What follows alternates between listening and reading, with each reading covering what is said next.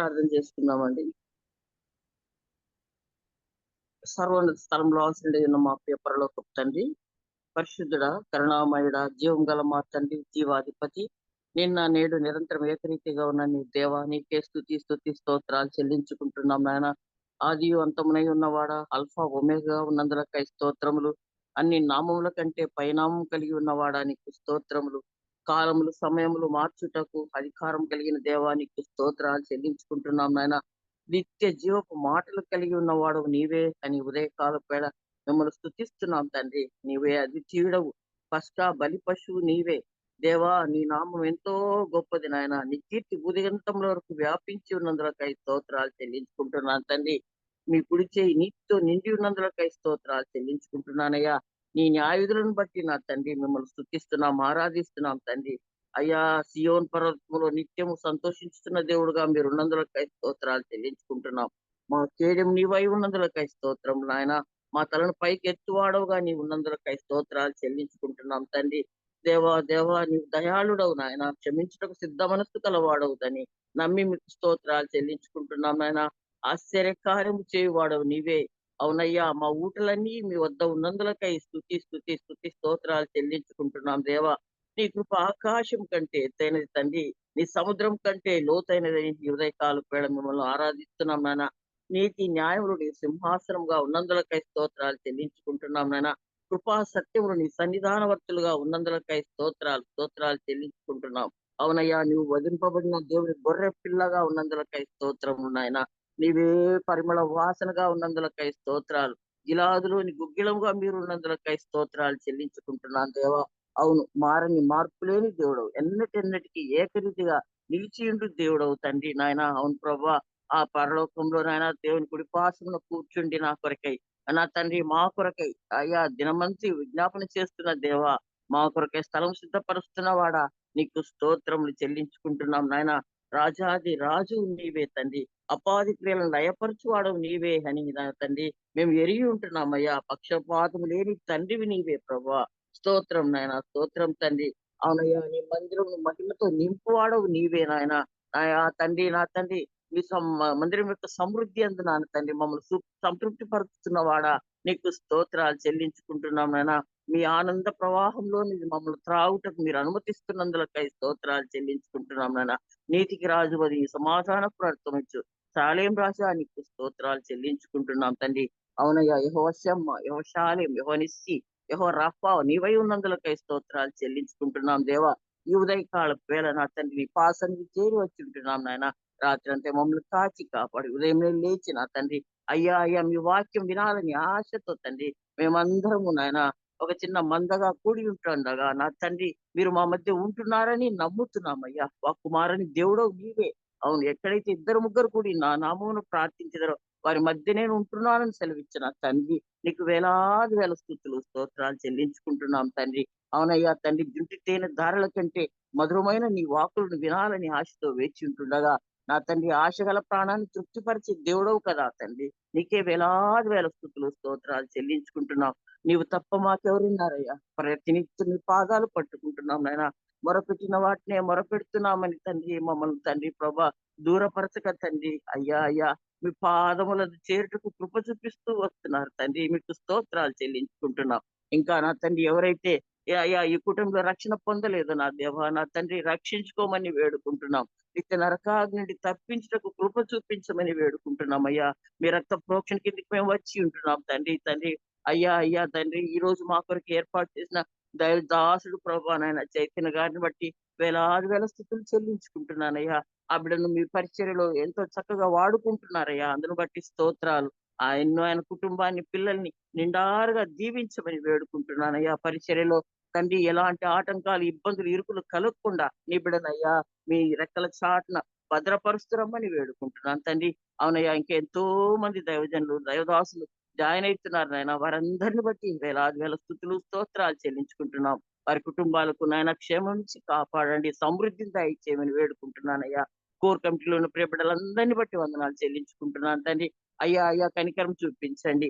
నీ బిడ్డను సిలువ చాటున మరుగుపరిచి తండ్రి మాకు కావలసిన ఆత్మీయ ఆహారం అందిస్తుండగా మేము కూడా నాయన శ్రద్ధతో భక్తితో నాయన మీ వాక్యాన్ని విని విని విడిచిపెట్టే వారంగా కాకుండా నా తండ్రి మా హృదయాల్లో పదిలపరుచుకొని నాయన నెమరు వేసుకుంటూ మా జీవితాలను చక్కదిద్దుకునే భాగ్యము మాకందరికీ దయచేయమని చేరి వచ్చిన ప్రియ బిడ్డలందరినీ మరొకసారి మీ చేతికి అప్పగిస్తూ రావాల్సిన బిడ్డలను కూడా నా తండ్రి అయ్యా ఈ సదవకాశాన్ని పోగొట్టుకోకుండా ఆయన సకాలంలో జాయిన్ అయ్యి నీ వాక్యమని తద్వారా మేలు పొందుకుంటకు నాయన మమ్మల్ని అందరి దీవించమని మా ప్రభును ప్రేరక్షకుడైన యేసుక్రీస్తు వారి శ్రేష్టమైన నామంలో ప్రార్థించి బ్రతిమాలి పొందుకొని ఉన్నాము తండ్రి. Amen amen hallelujah. Amen. Praise లాడక దేవుని నామానికి మహిమ కలుగును గాక. Praise lord. కూడి వచ్చిన పరిశుద్ధులందరికీ దేవుని నామంలో వందనాలండి. ఈరోజు మనకు వాక్యాన్ని అందించడానికి దైవానుచిత్తంగా ఏర్పరచబడినటువంటి పాస్టర్ చైతన్య గారు సిద్ధంగా ఉన్నారండి. నిన్నటి దినమున కూడా మనకు వాక్యాన్ని అందించారండి. అయ్యగారిని పరిచయం చేయడం గౌరవంగా భావిస్తా ఉన్నాను. అయ్యగారు అందరికీ సుపరిచితులేనండి. కొత్త వారి కోసం సభా మర్యాద కోసం చిరు పరిచయం. పాస్టర్ చైతన్య గారు, వారి ప్రియ సతీమణి గారు జానెట్ గారు హైదరాబాద్ హైటెక్ సిటీలో క్యాప్స్టన్ చర్చి పరిచర్య స్థిరపడటకు పాటుబడిన సేవకులండి.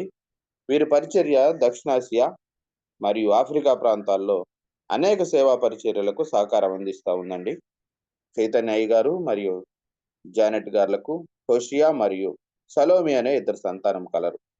బెంగళూరులోని ఎస్ఏబిసి నుండి థియాలజీలో గ్రాడ్యుయేట్ మరియు లైవ్ పసిఫిక్ యూనివర్సిటీ కాలిఫోర్నియా నుండి స్ట్రాటజిక్ లీడర్షిప్ లో పోస్ట్ గ్రాడ్యుయేట్లను అభ్యసించినటువంటి చైతన్య గారు తెలుగు అసెంబ్లీస్ ఆఫ్ గాడ్ కు చెందినటువంటి సేవకులండి. చైతన్య గారు శిక్షణ పొందిన నాయకత్వ కోచ్ మరియు జాన్ మ్యాక్స్వెల్ టీంలో సహ ఉపదేశకులండి. అయ్యగారిని అయ్యగారి కుటుంబాన్ని దేవుడు దీవించిన విధానాన్ని బట్టి దేవునికి వందనాలండి. వెల్కమ్ టు అయ్యగారు, ప్లీజ్ అండి. థ్యాంక్ యూ స్వరూప్ గారు, మరొకసారి నన్ను ఆహ్వానించారు. దాన్ని బట్టి దేవునికి నేను వందనాలు చెల్లిస్తున్నాను. ఈ ఉదయకాలం మనం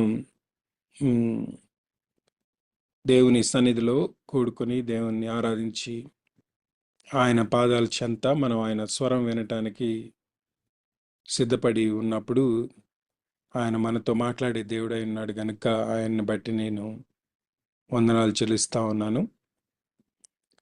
మనం చేసిన ప్రార్థనలు విని మనం అడిగిన ప్రశ్నలకు జవాబు చెప్పే దేవుడు మన దేవుడు.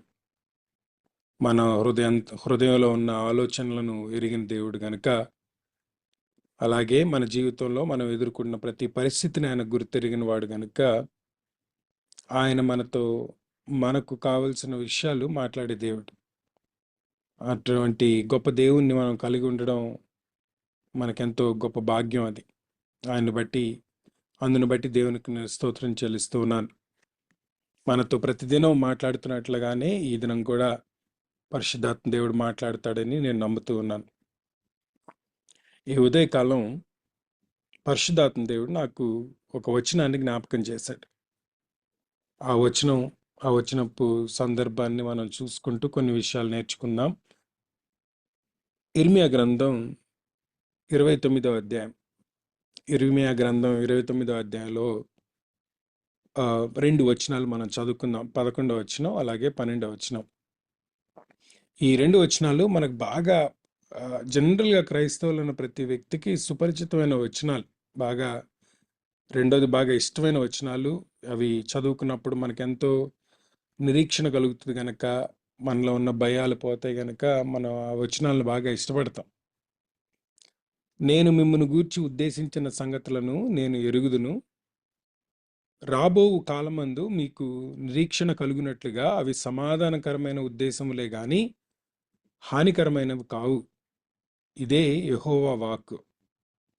మీరు నాకు పెట్టుదురేనని, మీరు నాకు ప్రార్థన చేయించి ఒత్తురేని నేను మీ మనవి ఆలకింతును.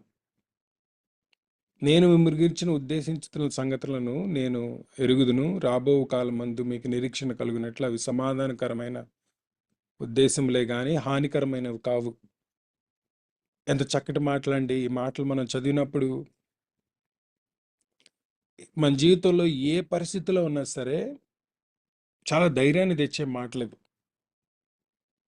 మనం ఈ వచనాలను జ్ఞాపకం చేసుకుంటాం. ఎప్పుడన్నా సరే ఇబ్బందిలో ఉన్నా, ఇరుకులో ఉన్నా, ఎవరికైనా మనం ప్రోత్సాహం ఇవ్వాలన్నా, ధైర్యం చెప్పాలన్నా కూడా ఈ మాటలు జ్ఞాపకం చేస్తాం. For God knows the plans that he has for you. ఆయన ఉద్దేశాలు మంచివే కానీ మన మంచి మేలు కొరకే కానీ హాని చేసేవి కావు, సమాధానకరమైనవి అని ఐదర్ మనకు మనమన్నా చెప్పుకుంటాం మన ఇబ్బందికర పరిస్థితుల్లో, లేదా ఇతరులకు ప్రోత్సాహకరంగా ఈ మాటలు చెప్తాం మనం. ఈ మాటల గురించి నేను ఆలోచిస్తూ ఉన్నప్పుడు ఈ వాగ్దానం గురించి నాకు అనిపించింది, కొన్నిసార్లు మనం ఈ వచనాల్ని మిస్రీడ్ చేస్తామేమో, అందువల్ల కంప్లీట్ అండర్స్టాండింగ్ రాదేమో అన్న ఒక చిన్న ఆలోచన నాది. ఎందుకంటే ఈ వచనాలు చదివినప్పుడు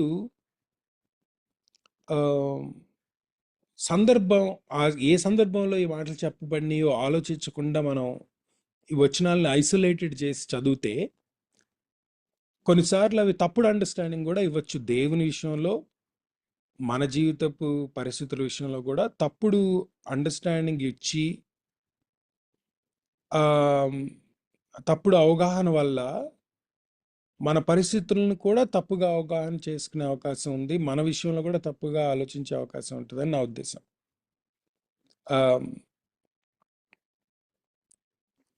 అందుకని ఆ సందర్భం ఒకసారి చూస్తే మనకు అసలు ఆ వచ్చిన ఆ సందర్భంలో ఎలా అనగలిగాడు దేవుడు అనిపిస్తుంది అసలు యాక్చువల్గా చూస్తే. ఈ మాటలు ఇర్మియా ప్రజలతో చెప్తున్నాడు. యాక్చువల్గా ఇర్మియా ఈ మాటలు డైరెక్ట్గా ఏ ప్రజలకైతే ఈ మాటలు, ఏ ప్రజలను ఉద్దేశించి ఈ మాటలు చెప్తున్నాడో వాళ్ళతో డైరెక్ట్గా ఏమీ మాట్లాడట్లేదు ఇర్మియా. యాక్చువల్ అంటే వాళ్ళ దగ్గర లేడు ఈ మాటలు చెప్పేటప్పుడు. ఈ ప్రజలు వాస్తవానికి చెరపట్టబడి బబులోను దేశానికి తీసుకువెళ్ళబడిన ప్రజలు. ఆల్రెడీ నెబుకద్నెజరు వచ్చాడు, యెరూషలేంని నాశనం చేశాడు, మెజారిటీ ఆఫ్ పీపుల్ని చెరపట్టి తీసుకువెళ్ళాడు. చెరపట్టి బబులోన్లో ఉన్నారు ఇప్పుడు వీళ్ళందరూ. ఈ బబులోన్లో ఉన్న ప్రజలకు ఇర్మియా బబులోనుకు వెళుతున్న వ్యక్తులకు ఉత్తరం ఇచ్చి పంపిస్తున్నాడు. దేవుని మాట ఇది, ఈ మాట తీసుకెళ్లి ప్రజలకు వినిపించి చెప్పు అని. ఎందుకు చెప్పాల్సి వస్తుంది అంటే అక్కడ ప్రజలు చాలా కన్ఫ్యూజన్లో ఉన్నారు. అసలు వాళ్ళ స్టేటే కన్ఫ్యూజన్లో ఉంది. ప్రొటెక్ట్ చేస్తాడు అనుకున్న దేవుడు ప్రొటెక్ట్ చేయలేదు. ఒక భయంకరమైన శత్రువు చేతిలో ఓడిపోయేట్టుగా చేశాడు. ఉన్నదంతా పోయింది వాళ్ళకి. భవిష్యత్తు అగమ్య గోచరంగా ఉంది. ఈ తెలియని ప్రాంతానికి, తెలియని సంస్కృతిలోకి తీసుకురాబడి అక్కడ ఇరికించబడ్డారు వీళ్ళు. సో పరిస్థితి ఏమీ అర్థం కాని పరిస్థితి అసలు అది. యాక్చువల్గా they are in a state of shock first of all, and they are in a state of confusion and they are suffering. ఆ ప్లేస్లో ఉండి ప్రార్థన చేస్తూ ఉండుంటారు, దేవా ఏంటిది అసలు, ఏం జరుగుతుంది, ఎందుకు తీసుకొచ్చావు, ఈ ప్రాంతానికి ఎందుకు తీసుకొచ్చావు, ఇలాంటి వాళ్ళ మధ్యలో మమ్మల్ని ఎందుకు ఇరికిచ్చావు, అసలు మేము మా ఊర్లో ఉండాల్సిన వాళ్ళం, మా కుటుంబాల మధ్య ఉండాల్సిన వాళ్ళం, మా కుటుంబాల నుంచి విడదీయబడ్డాం, మా కుటుంబాలన్నీ చల్లా చెదరైపోయినాయి, సొంత ఊరు అనేది లేదు, సొంత స్థలం అనేది లేదు, సొంత కుటుంబం అనేది లేదు, సొంత సంస్కృతి లేదు, మా భాష, తెలియని భాష మాట్లాడే వాళ్ళ మధ్యలో, తెలియని సంస్కృతిలో, తెలియని ప్రాంతంలో మమ్మల్ని తీసుకొచ్చి ఇరికిచ్చావు, ఎక్కడున్నావు దేవా అని అడిగే సందర్భం అసలు యాక్చువల్గా అది. ఆ టైంలో ఈయన ఉత్తరం రాసి పంపిస్తున్నాడు. ఉత్తరం రాసి పంపించి ఆ ఉత్తరంలో దేవుడు ఏం చెప్తున్నాడు ఇర్మియా.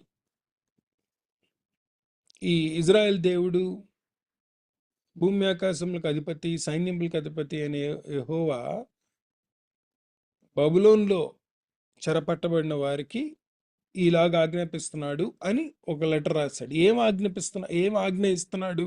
ఇప్పుడు ఆజ్ఞ ఇది చూడండి, వాగ్దానం కూడా కాదు. యాక్చువల్గా letter starts of by saying this is what the lord commands. ఏమని ఆజ్ఞాపిస్తున్నాడు? మీరు ఆ ప్రాంతంలో చెరపట్టబడి ఉన్నారు కదా, ఇప్పుడు చెరపట్టబడిన వాడు జనరల్గా ఏం ఆలోచిస్తాడు?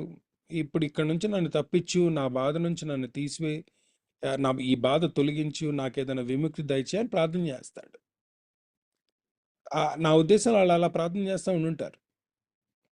కరెక్ట్గా ఆ టైంలో వీళ్ళకి ఉత్తరం రాసి దేవుడు ఇదిగో ఇట్లా ఆజ్ఞాపిస్తున్నాడు. ఏం ఆజ్ఞాపిస్తున్నాడు అంటే, ఇళ్ళు కట్టుకొని వాటిల్లో నివసించండి, తోటలు నాటి వాటి ఫలమును అనుభవించండి, పెళ్ళిళ్ళు చేసుకుని కుమారులను కుమార్తెలను కనుడి, అక్కడ మీకు తక్కువేం లేకుండా అభివృద్ధి పొందుటకై వారు కుమారులను కుమార్తెలను కనునట్లు మీ కుమారులకు పెళ్ళిళ్ళు చేయుడి, మీ కుమార్తెలకు పురుషులను సంపాదించుడి,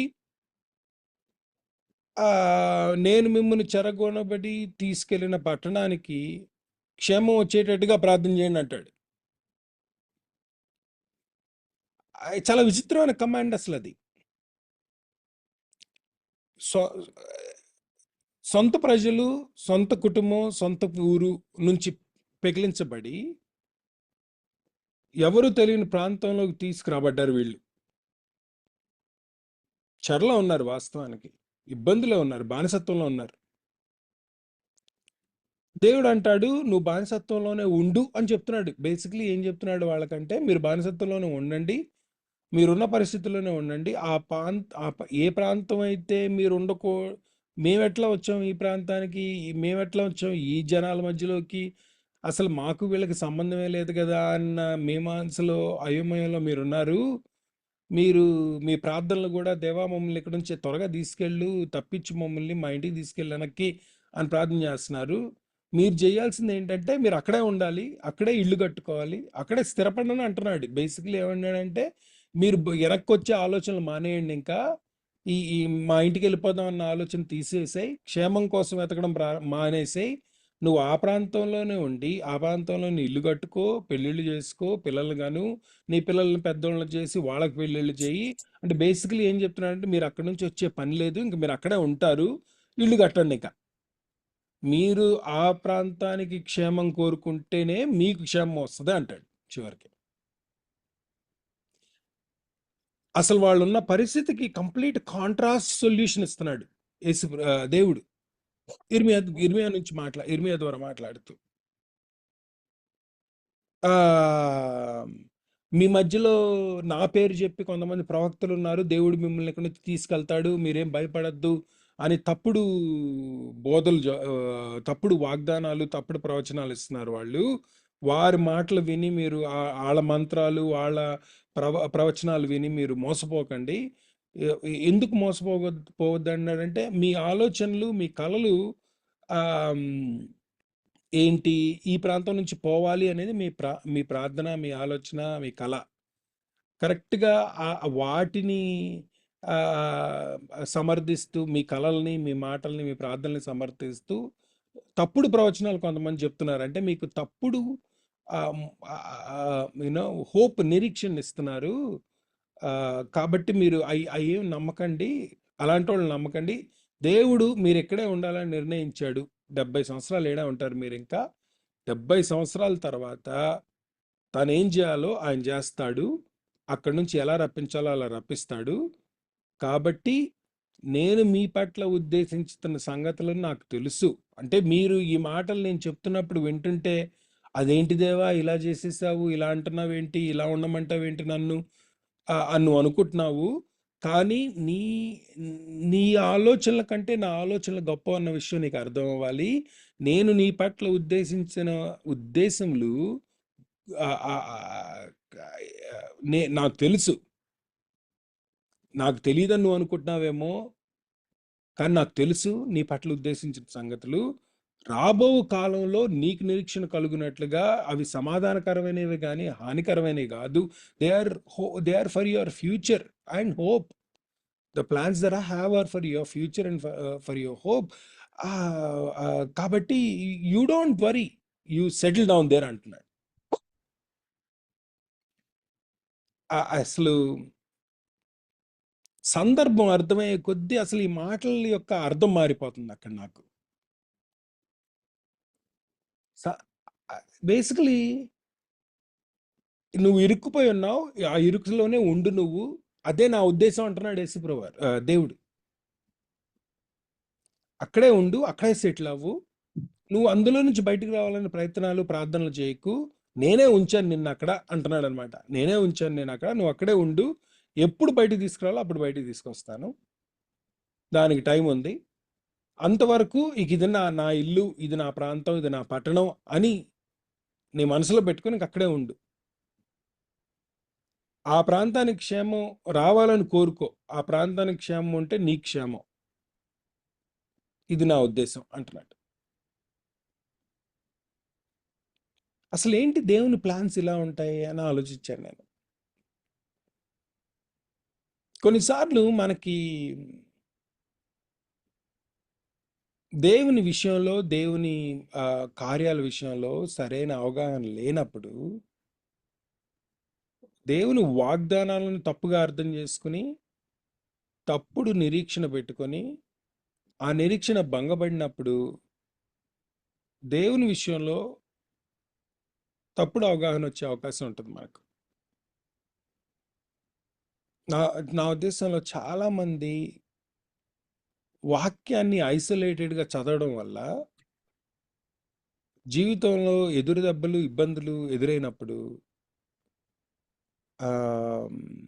దేవుని విషయంలో తప్పుడు అవగాహన కలిగి దురభిప్రాయం వచ్చి దేవుని నుంచి దూరం అయ్యే అవకాశాలు ఎక్కువ ఉన్నాయి. చాలామంది అందుకనే క్రైస్తవ విశ్వాస జీవితంలో చాలామంది క్రైస్తవులు ఎప్పుడు ఒడిదుడుకుల్లో ఇబ్బందికి గురవుతారు. అన్ని బాగా జరుగుతున్నప్పుడు, అన్ని అనుకున్నట్టుగా జరుగుతున్నప్పుడు దేవుడు మంచివాడని, గొప్పవాడని, గొప్ప దేవుని కలుగున్నాం అని అనుకుంటారు. అనుకున్నవి అనుకున్నట్టుగా జరగనప్పుడు, ఆ కాంట్రాస్ట్గా జరుగుతున్నప్పుడు, ఆ సమయంలో దేవుడు ఏం చేయకుండా ఊరుకున్నట్టు కనపడినప్పుడు దేవుని విషయంలో క్వశ్చన్ మార్క్స్ వస్తాయి, డౌట్స్ వస్తాయి, భయం వస్తుంది. ఏంటి ఇంతేనా విశ్వాస జీవితం, క్రైస్తవ జీవితం అన్న ఆలోచనలు కలుగుతాయి. పరిచర్య ఇంతేనా ఇంకా అన్న ఒక రకమైన నిరుత్సాహం కలుగుతుంది. When we don't have a right understanding of who our God is and who the kind of character he has and the kind of work he does.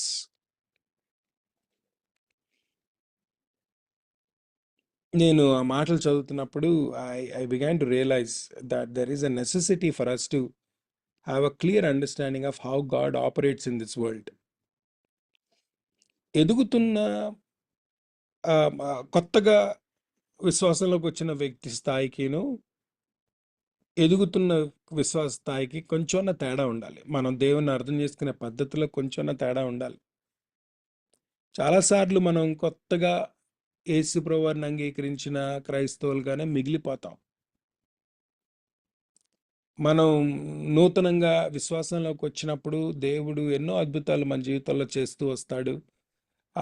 మనం చేసిన ప్రతి ప్రార్థన, చిన్న చిన్న ప్రార్థనలు కూడా చాలా క్విక్గా జరిగిపోవడం, దానికి సమాధానాలు దొరకడం చూసి మనం ఎంతో ఉత్సాహానికి, సంతోషానికి గురవుతాం.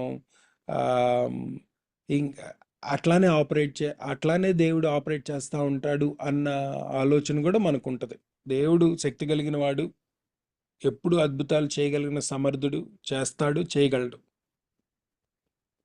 కానీ కొన్నిసార్లు మనం విశ్వాసంలో ఎదగడానికి కొన్ని చేయకుండా ఆగుతాడు.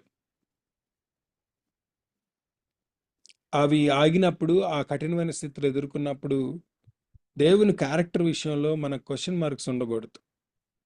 అసలు ఆ క్యారెక్టర్ విషయంలో మనకు పూర్తిగా అవగాహన కోసమే కొన్నిసార్లు అలా చేస్తాడని నా ఉద్దేశం. ఇప్పుడు ఇర్మియా ద్వారా తన ప్రజలకు అదే చెప్తున్నాడు. చెరపట్టబడ్డారు మీరు, అసలు మీరు ఆ చెరపట్టబడ్డానికి నేనే అలౌ చేశాను అంటాడు. స్టార్టింగ్లోనే చెప్పాడు ఆ మాట. బబులోనికి చెరపట్టబడడానికి పంపించానంటాడు. నేనే చేశాను ఆ పని. ఇప్పుడు మీరు ఆ చెరలోనే ఉండి అక్కడే ఇల్లు కట్టుకోండి అంటాడు. దేవుని ప్లాన్స్ ఎందుకు ఇలా ఉంటాయి అని అనిపిస్తుంది నాకు ఒక్కొక్కసారి.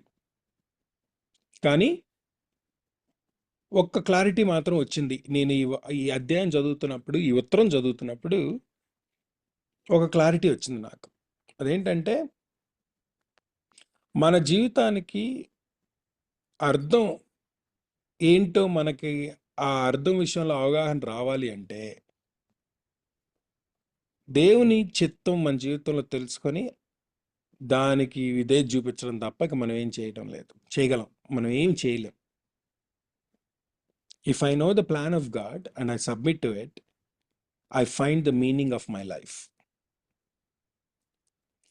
ఈ నా జీవితం పట్ల ఆయనకు ఒక ఉద్దేశం ఉంది కనుక ఆ ఉద్దేశాన్ని నేను తెలుసుకుని ఆ ఉద్దేశంలో ఉండడానికి నేను ఇష్టపడినప్పుడు నా జీవితానికి ఒక అర్థం వస్తుంది. ఇక then I will be settled, సమాధానంగా ఉండగలను. ఇంకప్పుడు పరిస్థితులు అట్లానే ఉన్నా కూడా నేను సమాధానంగా ఉండగలను.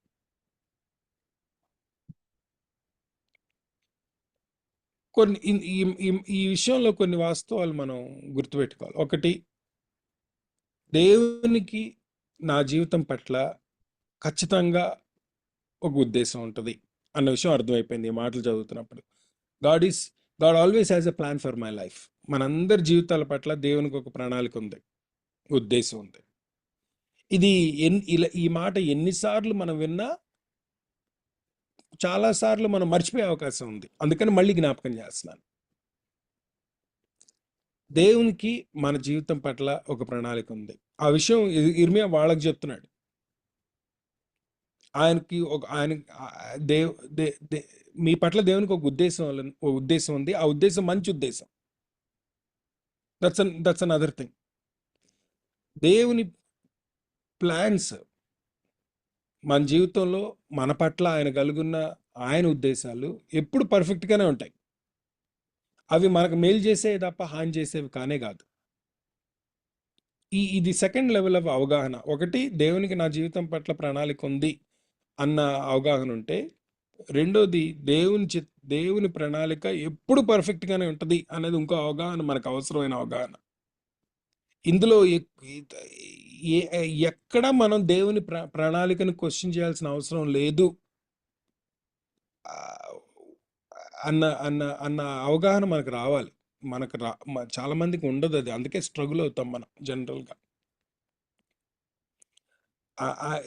ఏం జరుగుతున్నా కూడా నా జీవితంలో అది ఆయన దాని వెనక ఆయనకు ఒక ఉద్దేశం ఉంది అనేది, అది పర్ఫెక్ట్ అన్నది.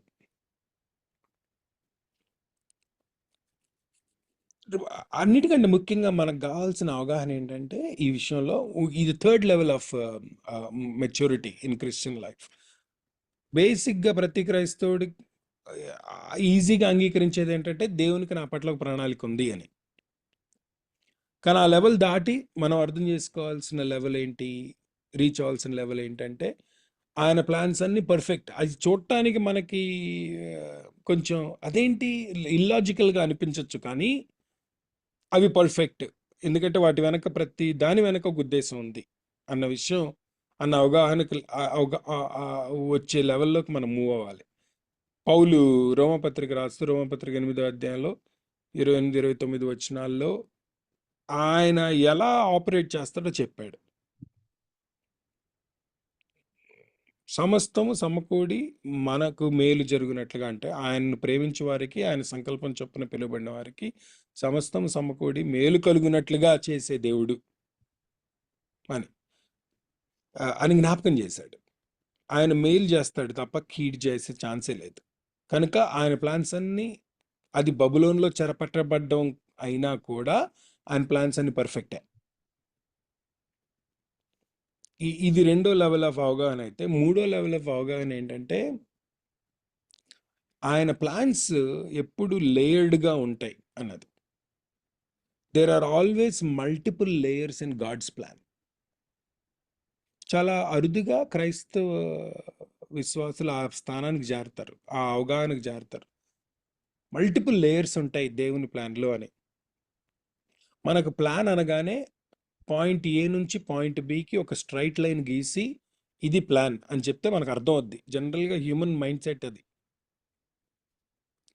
ఒక పాయింట్ ఏ నుంచి పాయింట్ బికి వెళ్ళాలనుకోండి, మనకు ఒక సింగిల్ లైన్ అట్లా గీసి ఇదిగో ఇక్కడి నుంచి ఇక్కడికి వెళ్ళటానికి ఇది లైన్ అని చెప్తే, ఓ అదనమాట ప్లాన్ అని మనకు అర్థం అవుతుంది. జనరల్గా మనకు చాలా సులువుగా ఉండాలి అర్థం చేసుకోవాలంటే. కానీ దేవుని ప్లాన్స్ ఎప్పుడు పాయింట్ ఏ నుంచి పాయింట్ బికి ఒక సింగిల్ లైన్లో కనపడవు. చాలా లేయర్స్ ఉంటాయి అందులో, ఒకదాని వెనక ఒకదాని వెనక ఒకదాని వెనక ఒకదాని వెనక. అవి అర్థం చేసుకుని అవగాహన చేసుకునే అంత స్థాయికి చాలా తక్కువ మంది క్రైస్తవులు రీచ్ అవుతారు. ఒక ఎగ్జాంపుల్ చెప్తాను. యోహాను సువార్తలో రాయబడిన సంఘటన, యేసు ప్రభువారు ఎక్కడో పరిచర్యలో ఉన్నాడు తన శిష్యులతో. మార్త యేసు ప్రభువారికి కబురు పంపించింది, యేసయ్య నీ స్నేహితుడైన లాజరు చాలా ప్రమాదకరమైన స్థితిలో ఉన్నాడు, ప్రాణాపాయకరమైన స్థితిలో ఉన్నాడు, నువ్వు రా అని మెసేజ్ పంపించింది. ఇప్పుడు ఆమె మెసేజ్ పంపించడంలో ఆ ఉద్దేశం ఏంటి? యేసు ప్రభువారు వస్తే లాజర్ బాగుపడతాడు కదా అనేది ఆ ఉద్దేశం, అంతే కదండి. వాస్తవానికి మార్త ఆ సమాచారాన్ని పంపించడానికి ప్రైమరీ కారణం అదే. ఆఫ్ కోర్స్ యేసు ప్రభువారి స్నేహితుడు అనుకోండి, ప్రాణ స్నేహితుడు లాజరస్, ఆ కుటుంబం కూడా చాలా ఇష్టమైన కుటుంబం యేసు ప్రభువారికి. ఇప్పుడు ఇవన్నీ మిళితమైన ఫీలింగ్స్ కదా ఆమెకి. దేవుడు నన్ను ప్రేమిస్తాడు బాగా, నా కుటుంబం అంటే బాగా ఇష్టం యేసు ప్రభువారికి, పైగా మా సోదరుడు అంటే ఇంకా ఇష్టం, మంచి స్నేహితుడు యేసు ప్రభువారికి, ఖచ్చితంగా వస్తాడు అన్న కాన్ఫిడెంట్తో వచ్చాడంటే చాలు, ఇక ఈ స్వస్థత అనుగ్రహిస్తాడు, అసలు ప్రాబ్లమే లేదు, ఈ విషయంలో నాకు ధైర్యం ఉంది అన్న ఉద్దేశంతోనే పంపించుంటుంది మెసేజ్ యేసుప్రభువారికి. యేసుప్రభువారికి ఈ వార్త అందే సమయానికి యేసుప్రభువారు పరిచర్యలో ఉన్నాడు, కానీ అంత బిజీగా ఏమి లేడు. అంటే రాగలిగిన సమయం ఉంది ఆయనకు లాజర్ దగ్గరికి. కానీ ఆ మాట విని కూడా ఆయన పట్టించుకోకుండా వేరే పనులు చేసుకుంటానే ఉన్నాడు, పరిచర్య చేస్తానే ఉన్నాడు. నేను ఆ సందర్భం ఒకసారి ఊహించుకున్నాను అనమాట. శిష్యులకి, యేసుప్రభు వారితో ఉన్న శిష్యులకి కూడా ఆబ్వియస్లీ లాజర్కి బాగాలేదన్న విషయం తెలుసుంటుంది కదా. ఆ సమాచారం వాళ్ళ ముందే చెప్పబడి ఉంటుంది, లాజర్ బాగాలేదు అని. లాజర్కు యేసుప్రభు వారికి, ఆ కుటుంబానికి యేసుప్రభు వారికి ఉన్న సంబంధాన్ని ఆల్రెడీ తెలిసిన వాళ్ళే ఆ శిష్యులు, అప్పుడు ఆయనతో ఉన్న శిష్యులు. సో ఖచ్చితంగా ఆయన ఎలా రియాక్ట్ అవుతాడో ముందుగానే ఊహించుకొని ఉంటారు. అబ్బా ఈ విషయం తెలియక కానీ ఇప్పుడు పరిగెత్తాలి మనం బేతనీకి, తొందరగా యేసుప్రభువారికి అసలే ఇష్టం లాజర్ అంటే, కాబట్టి యాంటిసిపేషన్ ఏముంటుంది వాళ్ళకి, వెళ్తున్నామని. కానీ యేసుప్రభు వారు వచ్చిన సమాచారాన్ని పట్టించుకోకుండా ఆపిపెట్టేశాడు, దాని విషయంలో రియాక్ట్ అవ్వలేదు, 4 రోజుల పాటు రియాక్ట్ అవ్వలేదు. ఇప్పుడు ఇక్కడ యేసుప్రభు వారు వెళ్ళకపోవడం అన్న కాంటెక్స్ట్లో యేసుప్రభు వారు కాకుండా 2 రకాల ప్రజలు ఇన్వాల్వ్ అయినారు కదండి. మార్త విశ్వాసంతో సమాచారం పంపించింది, వచ్చి స్వస్థత ఇస్తాడు యేసుప్రభు వారు అని. అక్కడ మార్త వెయిట్ చేస్తూ ఉంటుంటుంది కదా, మరియా వెయిట్ చేస్తూ ఉంటుంది కదా, లాజర్ కూడా వెయిట్ చేస్తూ ఉంటుంటాడు కదా, యేసుప్రభు వారు వస్తాడు ఖచ్చితంగా స్వస్థపరుస్తాడు అని అన్న వెయిటింగ్లో ఉంటారు కదా. 4 రోజుల్లో ఆ వెయిటింగ్ అయిపోయి, లాజర్ చచ్చిపోయి, ఆ కుటుంబం దుఃఖంలోకి వెళ్ళిపోయి, లాజర్ సమాధి కూడా చేయబడ్డాడు. ఆ పరిణామాలు జరుగుతున్నప్పుడు మార్తా మేరీల విశ్వాసం ఎలా సడలుతూ ఉంటుందో, ఎన్ని క్వశ్చన్లు వచ్చింటాయో వాళ్ళ మైండ్లోకి.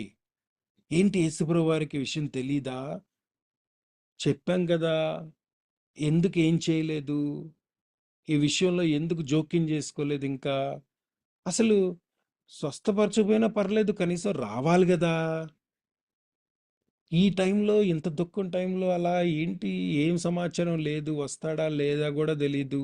యాక్చువల్గా యేసుప్రభు వారు వచ్చే వరకు ఆయన వస్తాడన్న విషయం వీళ్ళకి తెలియదు.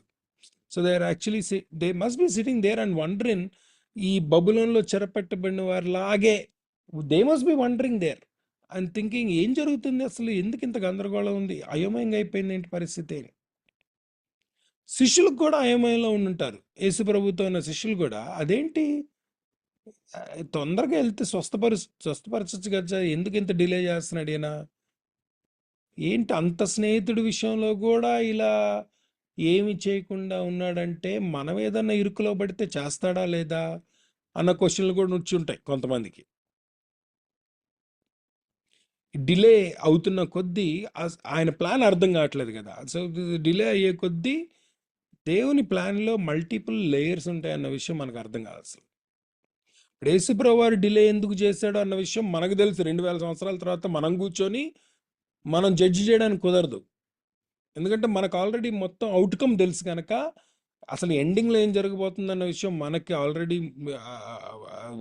స్టోరీ ఎండింగ్ నీకు నాకు తెలుసు కనుక అలా ఎందుకు రియాక్ట్ అవుతారులే అనుకోవచ్చు మనం. కానీ మనం ఆ సందర్భంలో ఉండి అక్కడే ఉండి అసలు అవుట్కమ్ ఏంటో తెలియని స్థితిలో ఉన్నప్పుడు ఖచ్చితంగా భయం వేస్తుంది, క్వశ్చన్ మార్కులు వస్తాయి. ఇక్కడ ఇన్ని సంవత్సరాల తర్వాత మనం కూర్చొని ఆ వాక్యం చదువుతున్న మనకి, ఆ సువార్త చదువుతున్న మనకు యాక్చువల్ ప్లాన్ ఏంటో అర్థమైంది. అది యాక్చువల్ అల్టీరియర్ మోటివ్ ఏంటి, యేసు ప్రభు వారు ఎందుకు డిలే చేస్తున్నాడు అంటే ఆయన లేటుగా వస్తే ఆయన పునరుద్ధానుడు, ఆయనే పునరుద్ధానం అన్న విషయం జనానికి అర్థం అవ్వాలి, మార్తకు అర్థం అవ్వాలి, మరియకు అర్థం అవ్వాలి, శిష్యులకు అర్థం అవ్వాలి. తనను తాను మెస్సియాగా ప్రత్యక్షపరచుకోగల అవకాశం ఉంది.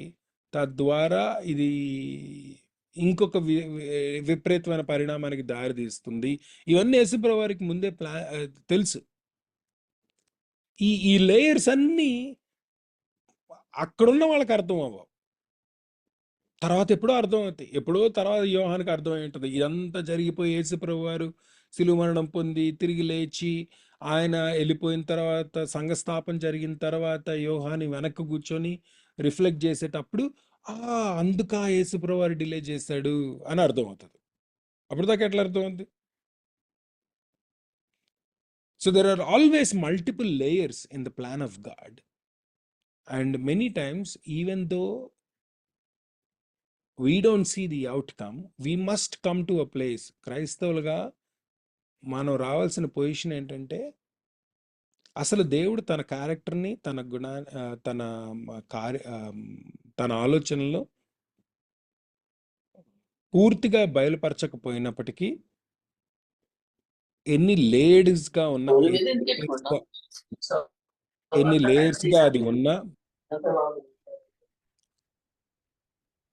ఎంత అయోమయ స్థితిలో ఉన్నా కూడా దేవుడు ఖచ్చితంగా తన ప్రణాళికను నా జీవితంలో నెరవేరుస్తాడన్న నమ్మకం ఉండే స్థాయికి మనం రావాలి.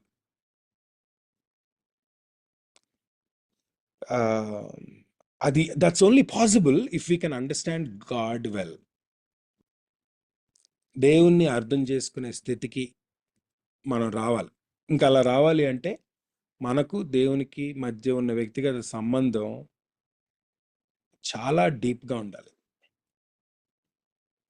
ఆ లోతులోకి మనం వెళ్ళే కొద్దీ ఆయనతో సత్సంబంధం కలిగి ఆయన్ని మాత్రమే అర్థం చేసుకోవడానికి మనం ప్రయత్నం చేస్తూ ఉంటే దేవుడు తను మరింతగా మనకు ప్రత్యక్షపరచుకుంటాడు. మనం జ్ఞాపకం పెట్టుకోవాల్సిన చాలా ప్రాముఖ్యమైన విషయం ఏంటంటే అండి, the only way for us to know God is to spend time with God. అంతే.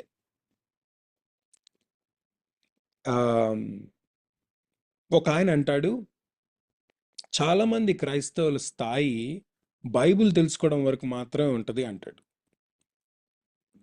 చాలామంది క్రైస్తవులు ఉంటారు, వారిలో చాలామంది బైబిల్ చదువుతారు, బాగా చదువుతారు. కొంతమందికి దేవుడి కంటే బైబిలే ఎక్కువ తెలుసు అంటాడు. ఎంతగా బైబిల్ చదువుతారంటే బైబిల్లో ఉన్న ప్రతిదీ తెలుసు, ప్రతి మాట తెలుసు, ప్రతి స్టోరీ తెలుసు, దాని విషయంలో ఉన్న బ్యాక్గ్రౌండ్లు, కాంటెక్స్ట్లు అన్నీ తెలుసు, స్టడీ కూడా చేస్తారు బైబిల్ని. కానీ బైబిల్ యొక్క దేవుణ్ణి మాత్రం అర్థం చేసుకునే స్థితిలోకి వాళ్ళు వెళ్ళరు, ఎందుకంటే చదవడమే తప్పుడు అవగాహనతో చదువుతున్నారు కనుక అని. The only way to enjoy the scripture and delight in its in the word of God is to read the word of God, to know God rather than to know Bible. Bible study చేయొద్దు అంటలేదు. నేను చేస్తుంది అదే, ఇప్పటిదాకా నేను చేస్తుందే Bible study basically. Bible study చేయొద్దు అంటలేదు ఆయన. ఆయన ఏమంటాడంటే, నువ్వు చదివే చదువు, వాక్యం చదివే సమయం, నువ్వు ప్రార్థనలో గోజాడే సమయం, ఒక విశ్వాసిగా, నాయకునిగా ఆయన్ని తెలుసుకోవడానికి ఎంత ఎక్కువ సమయం గడుపుతావో అంత ఎక్కువగా జీవితం పట్ల అవగాహన వస్తుంది, పరిస్థితుల పట్ల అవగాహన వస్తుంది, దేవుని క్యారెక్టర్ అర్థమవుతా వస్తుంది మనకు. అందుకేనేమో యెషయా గ్రంథంలో 52వ అధ్యాయంలో దేవుడు ఒక మాట అంటాడు తన ప్రజలతో, తన ప్రజలకు ధైర్యాన్ని ఇవ్వడానికి చెప్పాడు. ఆ మాట నాకు చాలా ఇష్టం అవ్వచ్చు. ఆ మాట యాక్చువల్గా 52వ అధ్యాయంలో అష్షూరు ప్రజల చేత హింసించబడుతున్న ఇజ్రాయేలులతో మాట్లాడుతున్నాడు దేవుడు. ఐగుప్తు వాళ్ళు ఎలా వాళ్ళని బానిసలుగా తీసుకెళ్లారు అన్న విషయాన్ని జ్ఞాపకం చేస్తూ, ఈ అష్షూరు ప్రజలు కూడా నా ప్రజల్ని బాధిస్తున్నారు, వాళ్ళు నా ప్రజలు, నా జనులు ఊరకయ్యే కొనిపోబడుచున్నారు, బానిసత్వంలో కొనిపోబడుతున్నారు అంటున్నాడు. వారిని బాధపరచువారు వారిని చూచి గర్జించున్నారు, ఇదే యెహోవా వాక్కు. వాళ్ళ వల్ల దినం వల్ల నా నామం దూషించబడుచున్నది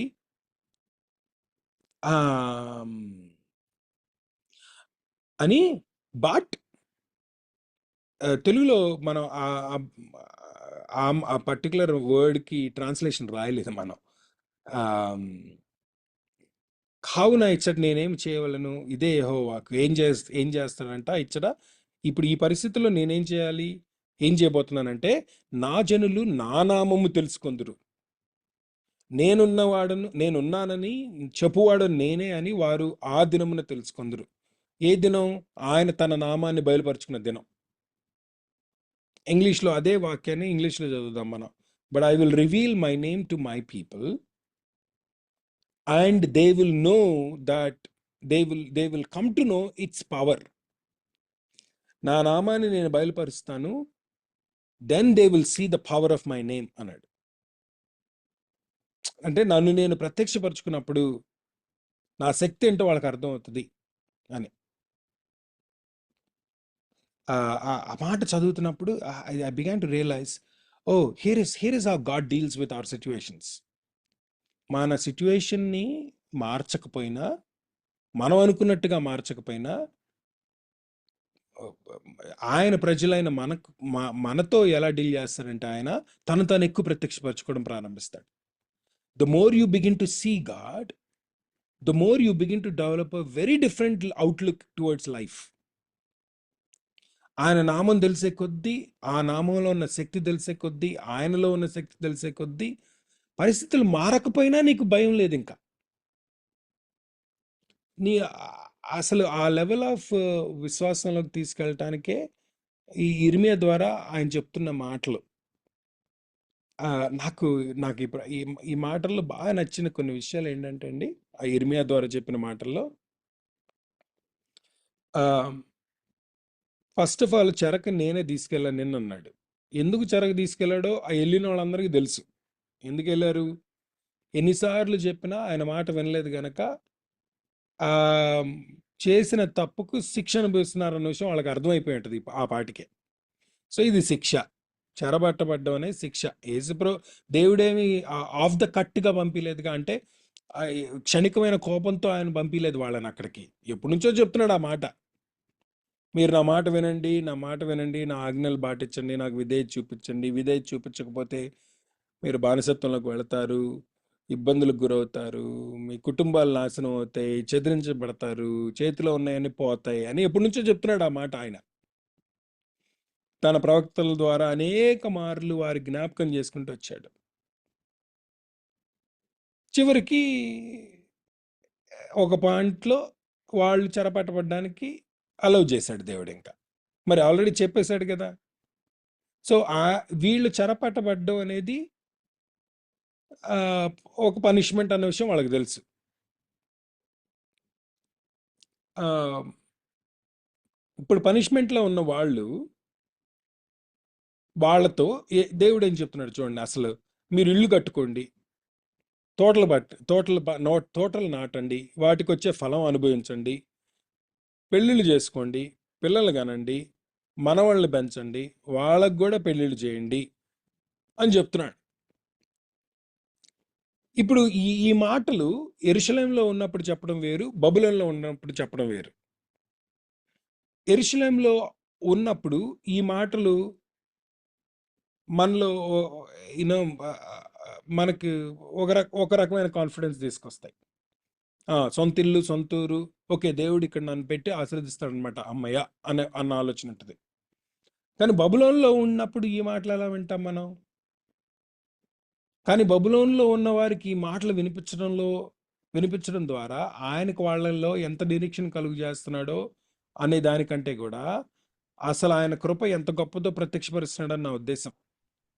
శిక్ష విధించి చెరగ తీసుకొచ్చిన నేను, మీరు శిక్షలో ఉన్నా కూడా మిమ్మల్ని బాగా చూసుకుంటానన్న విషయం. యాక్చువల్గా శిక్ష విధించిందే దేవుడు, కానీ ఆ శిక్షలో ఉన్న వారికి కూడా క్షేమం చూపిస్తున్నాడు దేవుడు. క్షేమాన్ని ఇస్తున్నానని వాగ్దానం ఇస్తున్నాడు. తప్పు చేసింది నువ్వు, అనుభవిస్తుంది నువ్వు, కానీ నువ్వు శిక్ష అనుభవిస్తున్నా కూడా నేను జాగ్రత్త చూసుకుంటా. నువ్వు అక్కడే ఏ శిక్ష పడిన ప్రాంతంలోనే నీకు ఇల్లు కట్టిస్తా, కుటుంబాన్ని ఇస్తా, ఫలాన్ని తినే అవకాశాన్ని ఇస్తా, నీ బిడ్డలు పెద్దోళ్ళు అవడం చూసే అవకాశాన్ని ఇస్తాను, వాళ్ళు పెళ్ళిళ్ళు చేసుకొని పిల్లలుగానే చూసే అవకాశాన్ని ఇస్తాను, కనబడిన పిల్లలు పెద్దవాళ్ళై వాళ్ళు పెళ్ళిళ్ళు చేసుకోవడం కూడా నువ్వు చూడగలవు, నిన్ను క్షేమంగా ఉంచుతాను, even if you are in the prison అంటున్నాడు. ఎంత గొప్ప దేవుడు అండి మన దేవుడు! అసలు ఆ ఆలోచనే చాలా అద్భుతంగా అనిపించింది నాకు శిక్ష వేసి, నేను చేసిన తప్పుకు నాకు శిక్ష వేసి, నా శిక్షలో కూడా నా క్షేమం చూస్తున్నాడు దేవుడు.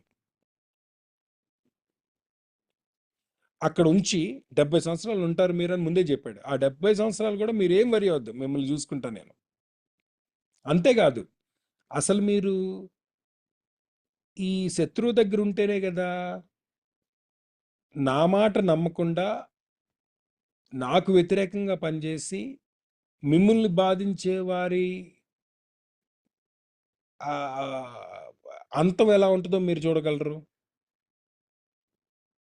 ఆ తర్వాత వచనాలు, అంటే మనం 11-12 వచనాలు చదివాం, కానీ ఆ తర్వాత వచనాలు చదివితే ఆయన మాట వినకుండా తప్పుడు బోధలు బోధించి తప్పుడు జీవితాన్ని జీవించే వారి పతనం ఎలా ఉంటుందో చెప్పుకుంటూ వచ్చాడు. సో చూడండి అసలు ఎంత ఎంత గ్రాండ్గా ఉంటుందో దేవుని ప్లాన్. మనకు అర్థం కాక చాలాసార్లు క్వశ్చన్లు వేస్తాం దేవుణ్ణి, కానీ once you begin to understand the character of God, first of all నేను చేసిన తప్పుకి నాకు పనిష్మెంట్ ఇచ్చి ఆ పనిష్మెంట్లో కూడా నాకు క్షేమాన్ని ఇచ్చాడు దేవుడు.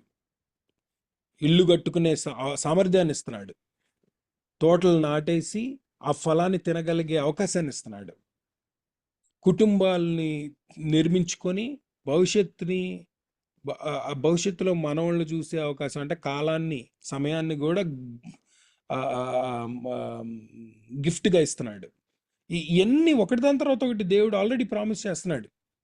అంత కఠినమైన స్థితిలో ఉన్న వ్యక్తులు యాక్చువల్గా వాళ్ళ ప్రార్థన ఏంటి, ఏమై ఉంటుంది? నువ్వు నేను అక్కడ ఉంటే ఖచ్చితంగా ఏం ప్రార్థన చేస్తుండేవాళ్ళం, దేవా ఎందుకు తీసుకొచ్చావు, ఎప్పుడు బయటపడేస్తావు ఇక్కడ నుంచి, ఎంత తొందరగా తీసుకెళ్తావు, ఇలా ఉండేది మన ప్రార్థన.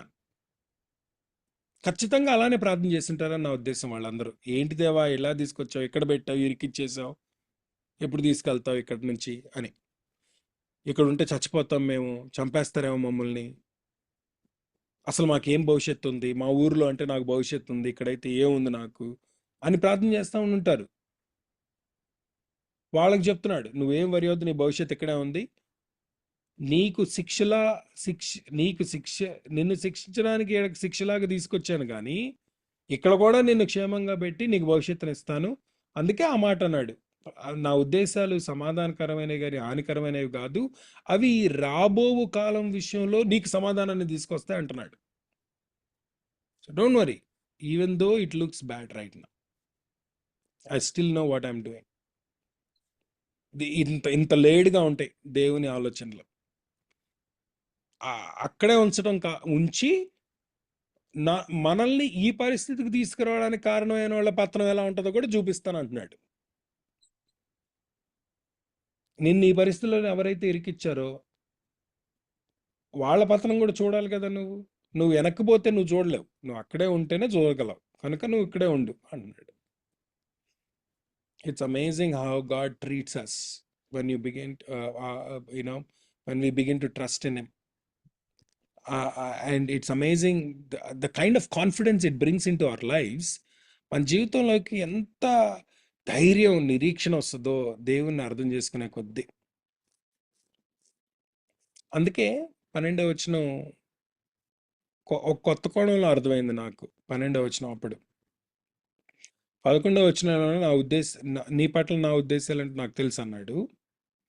అవి సమాధానాన్ని ఇచ్చేవి, రాబో కాలం విషయంలో నిరీక్షణ ఇచ్చేవని. ఇప్పుడు 12వ వచనంలో ఏమంటాడు? మీరు నాకు మొరపెట్టుదురు, మీరు నాకు ప్రార్థన చేయొచ్చు ఒత్తురు, నేను మీ మనవి ఆలకింతును. Then you will look at me. When you look for me, you will find me. And then you will pray to me and I will listen అన్నాడు. ఎందుకు ఆ మాట అన్నాడు? ఇప్పుడు నువ్వు చేసే ప్రార్థన స్టైలే మారిపోద్ది. నీకు నా ప్లాన్స్ ఏంటో అర్థమైతే, నా ప్లాన్స్ విషయంలో ధైర్యం ఉంటే, నమ్మకం ఉంటే, దీని విషయంలో సరైన అవగాహన నీకు వస్తుంటే, ఇప్పుడు నువ్వు చేసే ప్రార్థన మారిపోద్ది ఇంకా. కనుక నువ్వు చేసే ప్రతి ప్రార్థన నేను ఆలకిస్తాను, ప్రతి ప్రార్థనకు నేను జవాబునిస్తాను అంటాడు.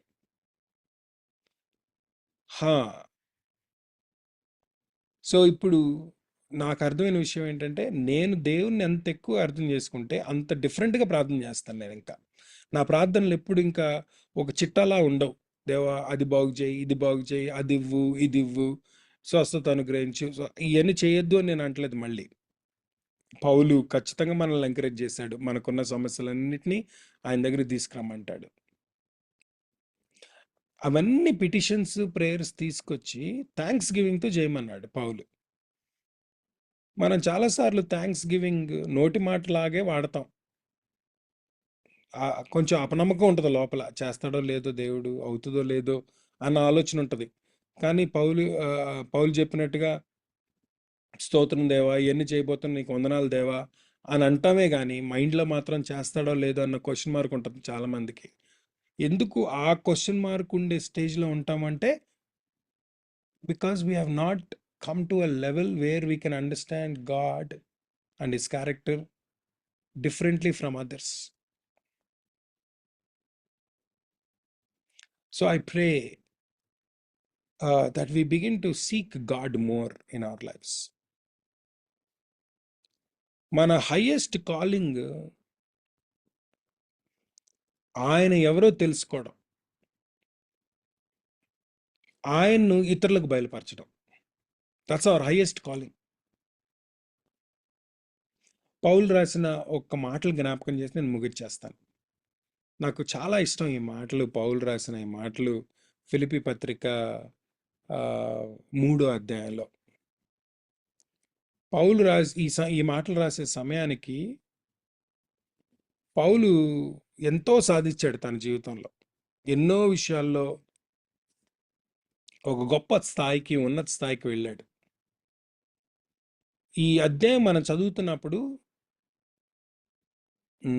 ఫిలిప్పీలకు రాసిన ఈ పత్రిక చదువుతున్నప్పుడు, ముఖ్యంగా 3వ అధ్యాయంలో పౌలు తన అచీవ్మెంట్స్ గురించి రాశాడు చాలా విషయాలు. యేసు ప్రభువారు ఎవరో తెలియకముందు ఎలాంటి గొప్ప కార్యాలు సాధించాడు, రక్షణ వచ్చిన తర్వాత ఎలాంటి కార్యాలు సాధించాడో కూడా చెప్పాడు. 2 అచీవ్మెంట్స్ గురించి చెప్పాడు, before Christ and post coming to the salvation of Jesus, accepting the salvation of Jesus Christ and serving God. ఈ రెండిట్లో కూడా నేను ఎక్కడా తక్కువ ప్యాషన్తో పనిచేయలేదు, సేమ్ ప్యాషన్తో పనిచేశాను. సేమ్ అచీవ్మెంట్ సంపాదించుకున్నా, గొప్ప గొప్ప అచీవ్మెంట్ సంపాదించా అని చెప్పుకుంటూ వచ్చి 8వ వచనంలో ఏమంటాడు చూడండి. సారీ, ఏడో వచనంలో, అయినను ఏవియు నాకు లాభకరములై ఉండునో వాటిని క్రీస్తు నిమిత్తం నష్టముగా ఎంచుకొంటిని. ఎంత చేసినా, ఇన్ని చేసినా, పరిసయుడిగా, హైబ్రిడ్గా, సంఘాన్ని హింసించినోడిగా, తర్వాత సంఘాన్ని కట్టినోడిగా, ఎన్ని చేసినా కూడా ఇవన్నీ పెంట నిమిత్తమే, పెంటల నష్టంగానే ఎంచుకుంటున్నాను. దేని ముందు? నిశ్చయముగా నా ప్రభు అయిన యేసుక్రీస్తును గురించిన అతి శ్రేష్టమైన జ్ఞానము నిమిత్తం సమస్తాన్ని నష్టంగా ఎంచుకుంటున్నాను. క్రీస్తుని సంపాదించుకొని, ధర్మశాస్త్రం వల్ల నా నీతిని కాక క్రీస్తునందరి నా నీతిని, క్రీస్తునందరి విశ్వాసం వల్ల నీతిని, అనగా విశ్వాసం బట్టి దేవుడు అనుగ్రహించిన నీతి గలవాడినై ఆయన యందు అగ్గుపడి నిమిత్తము ఏ విధము చేతనైనను మృతుల్లో నుండి నాకు పునరుద్ధానం కలుగవలనని ఆయన మరణ విషయంలో సమానుభవం గలవాడినై ఆయనను, ఆయన పునరుద్ధాన బలమును ఎరుగు నిమిత్తమును, ఆయన శ్రమలలో పాలువాడినగుట ఎటిదో ఎరుగు నిమిత్తమును సమస్తము నష్టపరుచుకొని వాటిని పెంటతో సమానంగా ఎంచుకొనిచున్నాను. వాట్ స్టేట్మెంట్ అండి అసలు అది.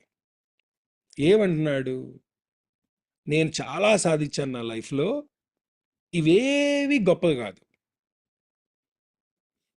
దేని ముందు గొప్పవి కాదు? క్రీస్తుని తెలుసుకోవడానికి ముందు ఇవన్నీ నథింగ్. ఇంత గొప్ప దైవజనుడు, ఎన్నో సంఘాలను స్థాపించిన దైవజనుడు, ఎంతోమంది నాయకుల్ని సిద్ధపరిచి నాయకుల్ని తయారు చేసిన దైవజనుడు తన జీవితంలో పౌలు సాధించిన దాని ముందు మనలో చాలామంది మన మినిస్ట్రీని కంపేర్ చేసుకుంటే ఇట్స్ నథింగ్. పౌలు లాంటి వ్యక్తి, అంత గొప్ప పరిచర్య చేసిన పౌలు లాంటి వ్యక్తి, పౌలు ఈ పత్రిక రాసేటప్పుడు సమయానికి ముసలోడండి, జైల్లో ఉన్నాడు యాక్చువల్గా ఈ పత్రిక రాసే టైంలో. సువార్త నిమిత్తమే జైల్లో ఉన్నాడు పౌలు. ఇంతకీ వయసు మీద పడి గొప్ప పరిచర్య చేసి జైల్లో ఉన్న పౌలు ఇంకా తన కోరికను వ్యక్తపరుస్తున్నాడు. నాకు ఇంకా ఉన్న కోరిక ఏంటంటే నేను ఇంకా దేవుణ్ణి ఎక్కువ తెలుసుకోవాలని. It's nothing to do with the ministry, it's more to do with his relationship with Christ. యేసు ప్రభువుని ఎరిగితే చాలు నేను అని అంటాడు. I hope that all of us will move to that level of our relationship and intimacy with Christ. అంత లెవెల్లోకి మనం ఎదుగుతూ ఉండే కొద్దీ పరిస్థితుల విషయంలో చాలా క్లియర్ కట్ అవగాహన ఉంటుంది మనకు.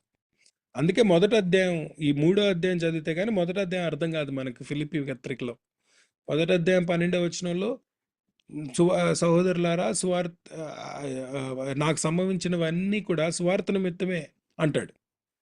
నేను ఈ బంధకాల్లో ఉన్నాను, ఇబ్బందుల్లో ఉన్నాను, చెరసాల్లో ఉన్నాను, ఇదంతా కూడా క్రీస్తు సువార్త నిమిత్తమే అంటాడు. అంతే కదండి. సహోదరులారా నాకు మొదటి అధ్యాయం 12వ వచనం, సహోదరులారా నాకు సంభవించినవి సువార్త మరి ఎక్కువగా ప్రబలమగుటకే సమకూడనని మీరు తెలుసుకొని కోరుచున్నాను. ఏలయనగా నా బంధకములు క్రీస్తు నిమిత్తమే కలిగినవని ప్రేతోర్యంలోని సేనలోని వారందరికీ తక్కిన వారందరికీ స్పష్టమాయను.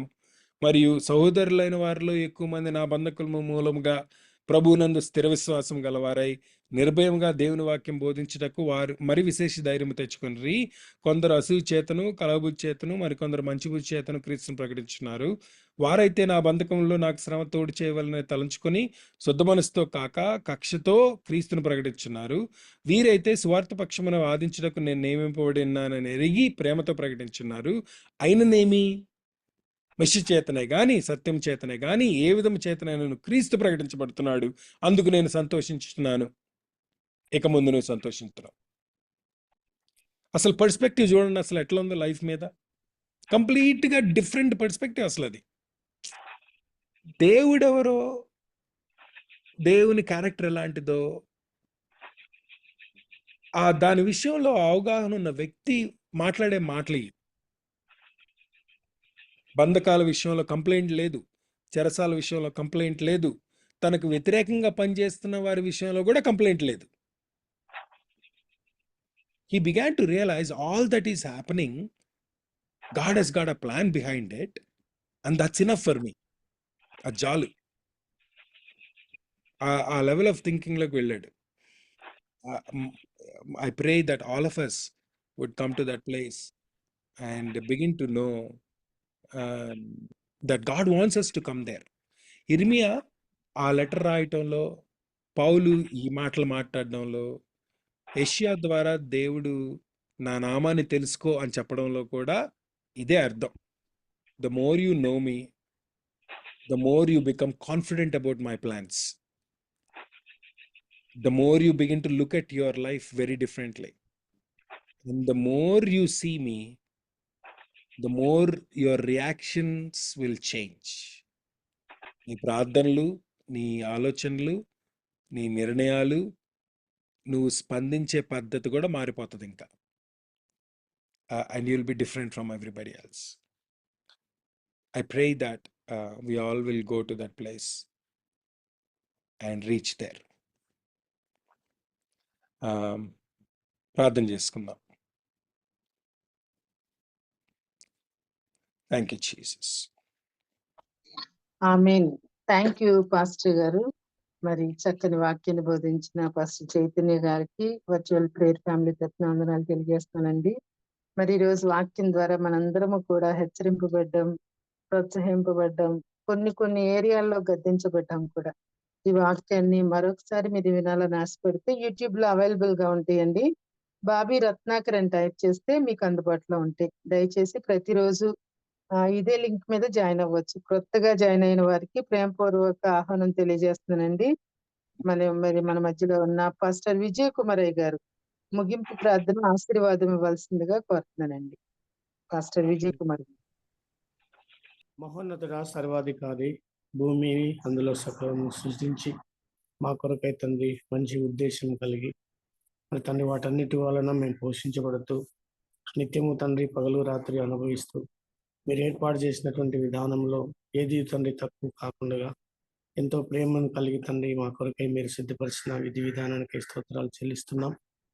మరి తండ్రి వారి యొక్క తిరుగుబాటు చొప్పున, వారి యొక్క పొరపాట్లు చొప్పున శత్రువుల మధ్య వారిని పెట్టినప్పటికీ కూడా మీ పట్ల నాకున్నటువంటి ఉద్దేశములు క్షేమకరములైనవే అని చెప్తూ మరి శత్రువుల గురించి ప్రార్థన చేయమని, వారి యొక్క ఆశీర్వాదాలు, వారి మేలు కోరి మీరు పనులు చేయమని హెచ్చరిస్తూ తండ్రి వారి ఎదుటే వారిని హెచ్చించడానికి, దీవించడానికి, మరి మీకు విరోధముగా వచ్చినటువంటి ప్రతి వారిని వారి ఎదుటే మరి తండ్రి దండించడానికి మీ ప్రజల పట్ల మీకున్నటువంటి అపారమైనటువంటి ప్రేమను ఉదయకాలం నుంచి మరి ఎంతో చక్కగా అనేక సందర్భాలతో తండ్రి మాకు తెలియజేసినందుకే మీకు స్తుతులు చెల్లిస్తుంటున్నాం. నాయన, మీ ప్రేమ స్వార్థం లేనటువంటిది. మీ ప్రేమలో దండన, శిక్షణ, ఆప్యాయతలు, ఆశీర్వాదములు అవన్నీ కూడా ఉన్నవి. వాటిని ఎరుగుటయే క్రైస్తవ్యము అని స్పష్టంగా మీరు మాట్లాడి ఉంటున్నారు. వందనాలు తండ్రి. మరి తండ్రి మేము ఏ స్థితిలో ఉన్నా సరే మీతో ఉంటే ఆ పరిస్థితులు మారిపోతాయని వాక్యం ఉంటున్నది. నమ్ము ప్రతి వాడు పొంది ఉన్నాడు అని చెప్పుకుంటున్నారు తండ్రి. నమ్ముట మీ వలన అయితే సమస్తం చేయడానికి నాకు సాధ్యం, మనుషులకు సాధ్యం కానిది నేను చేయగలనని చెప్పేటువంటి సర్వశక్తిమంతుడా, మరి మీ ప్రేమను బట్టి స్థితులు చెల్లిస్తున్నాం. మరి తండ్రి ఉదయకాలంలో తండ్రి అయ్యగారి ద్వారా, తరుణ్ గారి ద్వారా ఎంతో మంచి ఉపదేశాలు క్లీన్ కట్గా మరి బైబిల్ నిత్యము చదవడం కాదు కానీ, మరి బైబిల్లో ఉన్నటువంటి వాటిని కంఠోపాఠం చేయడం కాదు కానీ, అందులో ఉన్నటువంటి కంటెంట్ సారాంశాన్ని మేము అనుగ్రహించుకొని దాన్ని పొందుకొని దాని వలన బలం పొంది కష్టంలో, కన్నీటిలో, దుఃఖంలో, వ్యాధిలో, బాధలో ఉన్నటువంటి పరిస్థితుల మధ్య మీ యందు ఆనందపడడం అనేది అది చాలా యుక్తమైనటువంటి మరి జవాబుగా, ఉత్తరముగా మీరు సెలవిచ్చి ఉంటున్నారు. మీ స్తోత్రాలు చెల్లిస్తున్నాం. ఎందుకనగా తండ్రి మీరు మమ్మల్ని విడిచి ఎక్కడా ఉండలేదు, మాతోనే ఉంటున్నారని మరొకసారి తండ్రి బలపరిచినందుకు మీకు స్తుతులు చెల్లిస్తుంటున్నాం. యెహోవా రఫా, స్వస్థతను అనుగ్రహించేటువంటి వారా అయినా మరి ఈ సమయంలో జూమ్ మీటింగ్లో ఎంతమంది ఎలాంటి పరిస్థితుల్లో ఉన్నారో మాకైతే తెలియదు, కానీ హృదయంతరంగాలు ఎరిగిన దేవుడు, మరి పరిస్థితులను క్షుణ్ణంగా తెలుసుకున్నటువంటి వాడు, పరిస్థితులకు సమాధానం ఎప్పుడు దొరుకుతుందో కూడా మీకు తెలుస్తున్నాయన. మరి వాటి యందు నిరీక్షణ కలిగి మరి ఆత్రపడకుండా, మరి తన్ని నిరాశపడకుండా, దిగులు పడకుండా మీ పైన ఆధారపడి జీవించడానికి మీరు ఇచ్చినటువంటి ఉన్నతమైనటువంటి ఆలోచనలకి స్థితులు చెల్లిస్తున్నాం. ఇలాగ తండ్రి మీ మాటలతోనూ మరి అనేకమైన సహవాసములతోనూ మరి తండ్రి నేనున్నానని మీరు ఎప్పుడు కూడా మాతో ఎంతో ధైర్యం ఇచ్చి మమ్మల్ని నడిపిస్తున్న విధి విధానానికి స్తోత్రాలు చెల్లిస్తుంటున్నాం. అయ్యగారి పరిచర్యను ఆశీర్వదించండి. అలాగే తండ్రి అనేకులకు ఇలాంటి ఒక మంచి మరి తేటగా మరి స్పష్టంగా గ్రహింపగలిగినటువంటి బోధలు చేయడానికి సహాయం దయచేయండి. మరి తండ్రి ఇత్తబడినటువంటి మాటలను మేము కూడా అనేక మందికి తెలియజేయడానికి మాకు సరైనటువంటి కృపను అనుగ్రహించండి. విన్నటువంటి మేమందరం దీవించబడి ఉంటున్నాం. అలాగే తండ్రి ఆయన ద్వారా ఇంకా అనేకమైన విషయాలను మీరు బయటికి తీసుకుంటామని వేడుకుంటున్నాం. అలాగే తండ్రి ఇక్కడ మరి కూడి వచ్చినటువంటి పెద్దలు మరి అందరూ కూడా ఉంటున్నారు, కుటుంబాలుగా ఉంటున్నారు, సమస్యల మధ్య ఉన్న వారు ఉంటున్నారు, మరి అనారోగ్య పరిస్థితుల్లో ఉన్నటువంటి వారు ఉంటున్నారు. వారందరి హృదయంలో తండ్రి ఈరోజు ఒక కొత్త ఆశను మీరు కలిగించినందుకే మీకు స్తుతులు చెల్లిస్తుంటున్నాం. తండ్రి యొక్క మాటలు వినడానికి ఉదయకాలంలో మా కొరకు సిద్ధపరిచేటువంటి జూమ్ మీటింగ్ లో ఉన్నటువంటి పెద్దలందరినీ కూడా పేరు పేరున ఆశ్రయించి కృప చూపండి. మరి రూపా మేడం అమ్మగారికి మంచి ఆరోగ్యం కృపను అనుగ్రహించండి. మరి ఈ యొక్క అనంతపురం ప్రాంతంలో పరిచేస్తున్నటువంటి పరిచర్యలు ఎన్నో మరి తండ్రి అద్భుతాలను ఎన్నో మేలులను తండ్రి మీరు చూడడానికి మీరు అవకాశం ఇచ్చి ఉంటున్నారు. నా కుటుంబాన్ని కూడా మీరు జ్ఞాపకం చేసుకుని ఆశీర్వదించండి. అలాగే తండ్రి మరి పెద్దలైనటువంటి మరి రాబర్ట్ జేమ్స్ అయ్య గారు మరి అలాగే తండ్రి మరి తండ్రి మరి రత్నాకర్ గారు మరి అలాగే తండ్రి ఇంకా చాలా మంది నాయన మరి సురేష్ బాబు గారు ఎంతో మంది తండ్రి మంచి ఉద్దేశంతో మంచి విషయాలను తండ్రి స్పష్టంగా అవగాహన చేసుకొని మరి తండ్రి నిదానంగా మీ మాటలు ఎలాంటివంటే అవి ఎంతో మరి ప్రేమ ప్రీతి మరి అనుభవాన్ని చూపించేటువంటివి నాయన. ఆ మాటలు తండ్రి జుంటి తేనె కంటే అవి మధురమైనటువంటివి నాయన. మేలు మీ బంగారు కంటే రత్నరాశుల కంటే విలువైనటువంటివి. ఆ మాటలో ఉన్నటువంటి ఆ యొక్క స్థితిగతులను తండ్రి ఆస్వాదించేటువంటి మంచి చక్కని హృదయాలు మనసులు మాకు అనుగ్రహించమని వేడుకుంటున్నాం. వాటి వలన సారం పొంది బలం పొంది నిత్యం మేము వైపు చూస్తూ ముందుకు సాగడానికి సహాయ సహకారాలు అందించగలని వేడుకుంటూ హృదయకాలను దీవించి ఆశీర్వదించినందుకు మరొకసారి తండ్రి తరుణయ్య గారిని ఆయన పరిచయం మీ యొక్క స్వాదాలకు అప్పచెప్పుకుంటూ ఇంకా అభివృద్ధిలోనికి ఇంకా నా తండ్రి ఇంకా ఏం అవసరం వాటన్నిటిని సమకూర్చి ఇలాంటి సంగతులు ఎంతో మందికి అవసరం వాటిని బోధించడానికి సహాయం దయచేయమని మరి ఉదయాన్ని మాకు ఇచ్చి ఆస్వాదించినందుకు మీ కృతజ్ఞతలు చెల్లించుకుంటూ ఈ దీన ప్రార్థన మా ప్రభు మా రక్షకుడు మీ ప్రియకుమారుడైన యేసుక్రీస్తు యొక్క అతి శ్రేష్టమైనటువంటి నామంలో అడిగినవన్నీ కూడా విన్న వాటి వల్ల బలం పొందొచ్చు మేము సంతోషపడుతూ ఈ ఉదయాన్ని తండ్రి ముందుకు కొనసాగించడానికి మీరు చూపిన కృపకై స్తుతులు చెల్లించుకుంటూ యేసు పరిశుద్ధ నామంలో అడిగి పొందుకుంటున్నాము తండ్రి. ఆమేన్. పరలోక ప్రార్థన చేసుకున్నామండి. పరలోకమందున్న మా తండ్రి నీ నామం పరిశుద్ధపరచబడును గాక, నీ రాజ్యం వచ్చును గాక, నీ చిత్తం పరలోకమందు ఎలాగో భూమి యందు నెరవేరును గాక. మాకు కావలసిన అనుదిన ఆహారములు దయచేయము. మా అపరాధము చేయు వారిని క్షమించినట్టు అపరాధములను